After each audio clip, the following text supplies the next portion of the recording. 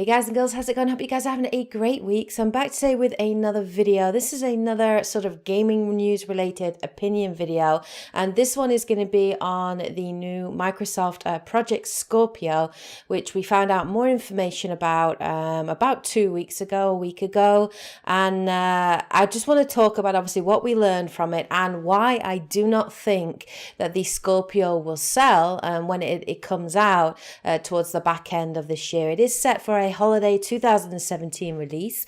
Now, Phil Spencer did go on record and revealed a little bit more about the hardware, and this is what we learned about the Project Scorpio. So it's going to be probably one of the most powerful consoles that we have seen. It is more powerful than the PlayStation Pro, and I think it's Microsoft's way of actually addressing a lot of the criticisms that were made against the Xbox One when it first came out, which was that it was not a powerful enough piece of kit. The game is rendered generally in 900p, most of the time 30 frames per second. So one of the things that set the PlayStation ahead was that it was a more powerful console. Then obviously last year the PS4 Pro came out, and Microsoft have revealed more information about it. Now, it is an incredibly powerful piece of kit. If we have a look at these stats, the GPU itself is incredibly powerful. It actually has 6 teraflops of power. That is 4.6 times more powerful than the Xbox One. It actually has 40 compute units compared to the Xbox's 12. The clock speed of the GPU is about 1172 megahertz. This is up from 853 megahertz that's found in the Xbox One. Of course, it'll be supported by the new DirectX 12 graphics API. It's going to rock 12 gigabyte of GDDR5 RAM. It's supported by an AMD 8-core CPU processor, which has increased speeds from 1.72 gigahertz found in the Xbox One to 2.3 gigahertz. Now, this is slightly more powerful than what's found in the PS4 Pro, which rocks, I think, about 2.1 gigahertz there for the CPU. Phil Spencer and Microsoft have said that their aim is that games will render at native 4K resolution, running in 60 frames per second. Of course, the massive push from Microsoft is VR support. So there will be VR support for the Scorpio, but it's not going to have its own VR headset like the PS4 Pro. Instead, Microsoft has said they're going to support a lot of key sort of Microsoft-based VR headset. So that will include models made by like Lenovo, Dell, Acer, HP. Of course, it's going to support the Oculus Rift and also the HTC Vive. And I wouldn't be surprised if Microsoft did some kind of deal with Oculus Rift in terms of when the Scorpio is released. Now, they haven't said that any consoles are going to come bundled with VR headsets, and so you could expect to be paying roughly, 500 to 600 pound extra if you're wanting to sort of jump into that VR experience, and you're probably going to have to buy a VR headset, from Oculus Rift or whatever, completely separate from the hardware. Now, there has been no information revealed about the price point of this console, but given the fact that it is an incredibly powerful piece of kit and there's a lot of hardware in there, I'm estimating that it's probably going to cost somewhere between the ballpark point of £400 to £500, maybe £600 as a possibility. So they haven't revealed any information about how much it's going to cost, but I don't think it's going to be a cheap piece of kit. And so obviously the major thing with Microsoft here is they're trying to push how powerful this piece of hardware is and how much it can sort of revolutionize and change, the gaming experience.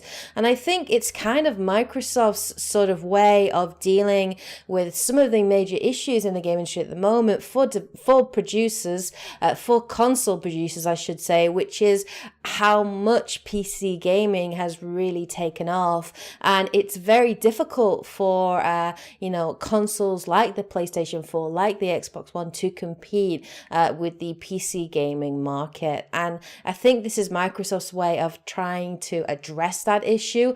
Of course, with them having the whole play anywhere and being able to take your Xbox One game and play it on Windows 10, I think that's their way of sort of saying, well, actually, you can have, a great experience on the Xbox Scorpio and a great experience on your PC, and it's portable and you can take it anywhere with you and play it in native 4K. So I think that's what sort of Phil Spencer and Microsoft are going for, and I will admit it's an incredibly impressive piece of kit from what they're talking about. But my opinion on this is that I don't think it is going to sell, and there are many reasons for that. Firstly, I don't see the need for Microsoft to compete with PC, and I don't think they can compete with PC. If you have a look at the PC gaming market, the gaming industry, there are just so many things that PC offers that a console cannot. So, are Microsoft going to support modding?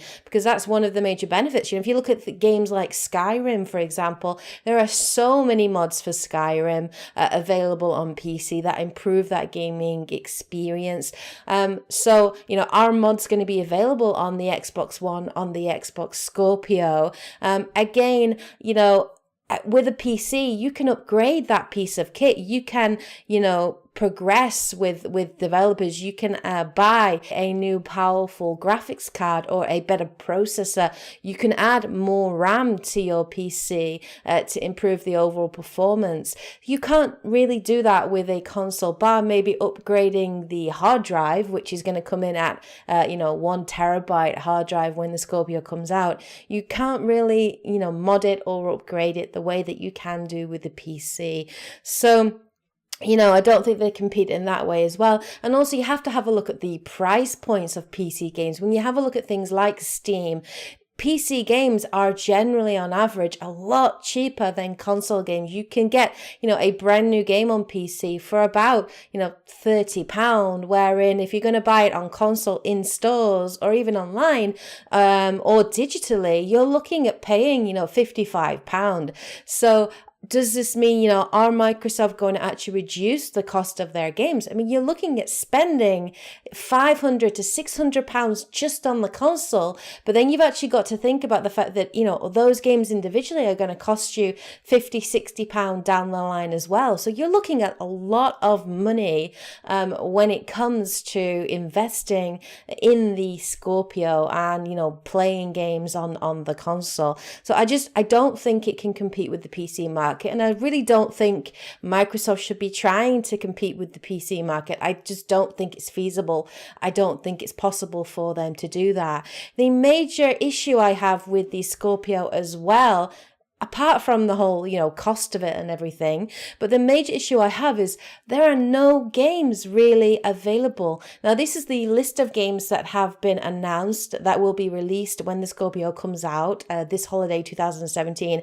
I'm just going to list off these games here for you. So we have Forza Motorsport 7, Crackdown 3, State of Decay 2, the new Call of Duty, the new FIFA, Madden, Battlefront 2, Middle-earth Shadow of War, and Red Dead Redemption 2. These are some of the games that have been announced and confirmed will be coming out with the Scorpio when it releases. But if we actually break that down and have a look at it, only 3 of those games are exclusives to the Xbox One or Scorpio.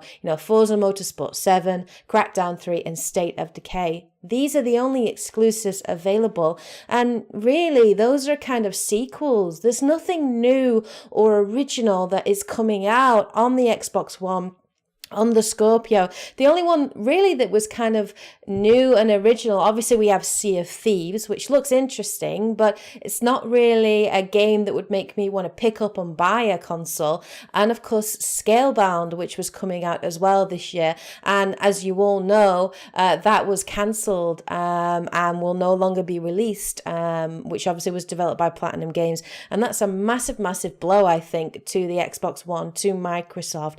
So there just aren't any games coming out that make me want to buy or pick up a Scorpio, that would make anyone want to buy and pick up a Scorpio. If we compare that to the PlayStation 4, I'm going to list off all of the exclusives that have come out to the PlayStation 4 so far, and then of course I'll look at the ones that are coming out. So ones that have come out so far, these include things like Gravity Rush 2, Kingdom Hearts HD 2.8 Final Chapter Prologue, Yakuza 0, Neo, Persona 5, Horizon Zero Dawn, Nier Automata.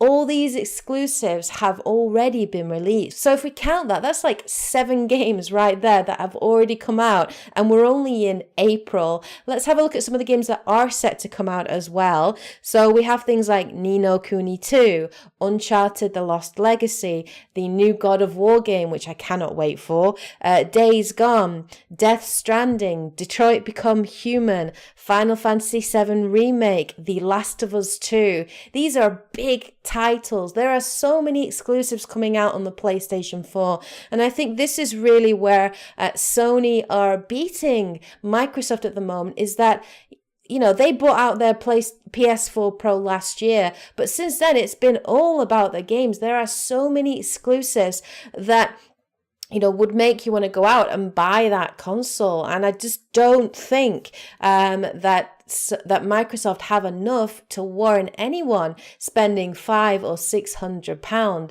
on a console when there's just nothing really to play. When it comes to me, myself personally, when I'm going to buy a new console, the most important thing that I look at is what games are available. What exclusives does that console offer me that I can't get anywhere else? That is all I'm bothered about. I don't care so much about resolution. Of course, it's great to play something in 60 frames per second, to have 4K resolution. The games look amazing. The gameplay experience is smooth and, seamless. That's all good. But for me, it's more important about what games can I buy, what games can I play.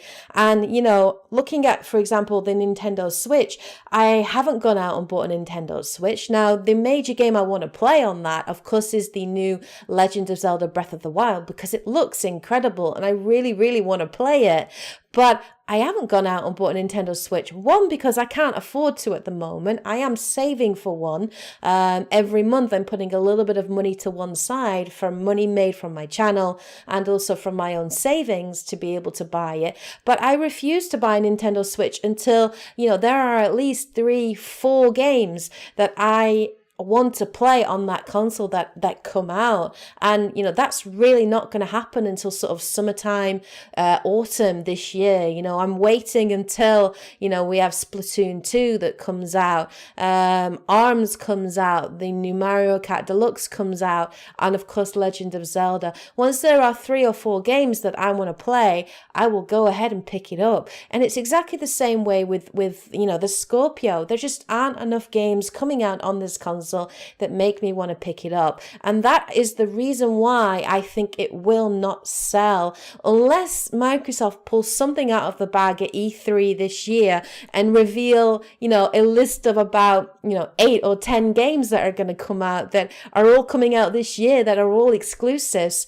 I'm sorry, Microsoft. It doesn't matter how much marketing you do, how much you're, promoting the fact that it's the most powerful console that exists at this time, and 6 teraflops and GPU speeds and CPU speeds and 12 gigabytes of RAM and all this. I don't care.